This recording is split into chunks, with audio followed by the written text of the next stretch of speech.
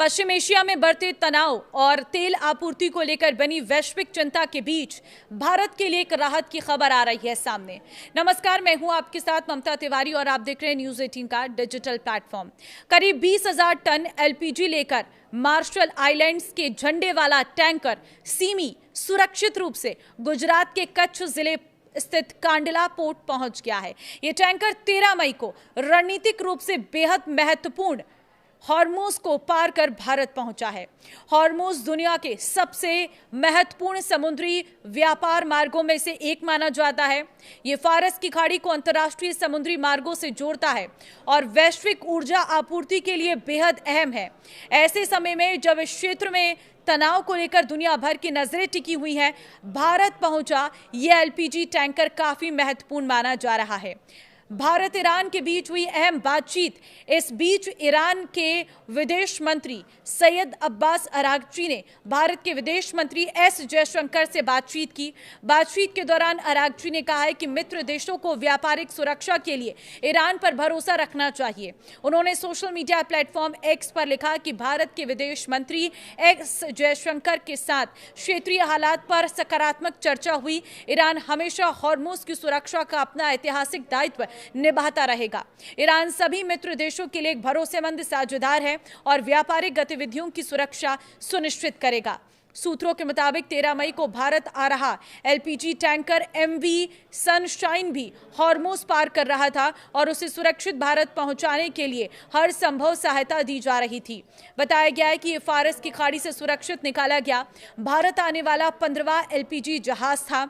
जहाज को सुरक्षित भारत पहुंचाने के लिए कई एजेंसियां काम कर रही हैं, जिनमें भारतीय नौसेना भी शामिल है। ईरान के उप विदेश मंत्री काजेम ने यह कहा है कि क्षेत्र में शांति स्थापित करने के बाद हॉर्मुज की स्थिति पहले से बेहतर हो जाएगी। उन्होंने कहा है कि वहां पारदर्शिता और सुरक्षा बढ़ेगी और अंतर्राष्ट्रीय कानून से बाहर जाकर कोई कदम नहीं उठाया जाएगा। उन्होंने ये भी कहा है कि अमेरिका गंभीर कूटनीति में शामिल नहीं है, लेकिन यदि क्षेत्र में शांति स्थापित होती है तो पहले से अधिक सुरक्षा और स्थिरता देखने को मिलेगी।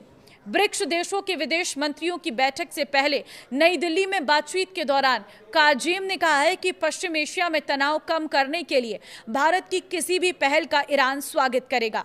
उन्होंने भारत की भूमिका को निष्पक्ष बताते हुए कहा कि भारत हमेशा शांति के पक्ष में रहा है। भारत और ईरान दो ऐसे देश हैं जिनकी सांस्कृतिक जड़ें काफी गहरी और समान हैं। दोनों देशों के बीच लोगों से संबंधों को भी काफी महत्व दिया जाता है।